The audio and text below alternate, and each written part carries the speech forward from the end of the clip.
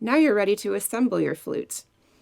Open the case right side up, and the main three pieces of the flute are displayed in front of you. This is the head joint, this is the body, and last but not least, the foot joint. Take the head joint out of the case first, in this big flat metal area underneath the lip plate, and then grab the body of the flute, being careful not to squeeze the keys. All of these keys are very intricate. There's a lot of things going on here. We don't want to squeeze them and push them out of place. So the best place to grab is right up here at the top. Now carefully assemble the head joint with the body of the flute, taking care to get as smooth of an entrance as possible. Try not to jostle it around because the metals will eventually bend if we do that.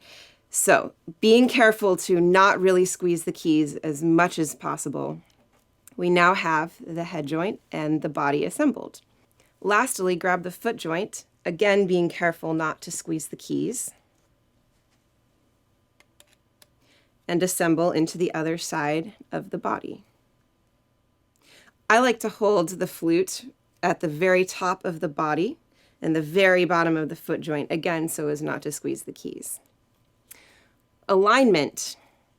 This mouthpiece center should be in alignment with the holes on the keys of the flute. Your flute might have open holes, it might not. It doesn't matter, it's the same thing. Just make sure that the hole is in line basically with the mouthpiece. I like to take my flute, stare at it, make sure that it's in general alignment there, and we're good to go. Alignment with the foot joint and the middle joint. It varies. A lot of people like to do it different ways, but I take this middle ridge and align it with the center key in the body. You can also, depending on your hand size, align the middle ridge with the top of the key, or maybe slightly off center. If you have really tiny hands, it might be easier this way. Posture. Once we have our flute assembled, it's time to stand up straight and tall. Natural. Pretend like the flute isn't there, you're holding it, but you want to have a really nice open posture. Bring the flute to your body, not the other way around. Body to your flute. You end up with something like this, and that doesn't look good. You'll end up with a hunchback. So stand up straight, flute to your body, leads to a really nice posture. That was standing. I like to practice standing. A lot of people perform standing, but if you were to sit, it would be the same situation. Make sure that your feet are on the floor like you were standing. Make sure that you're sitting upright, not hunched over. And again, bring the flute to your face, just like you would standing.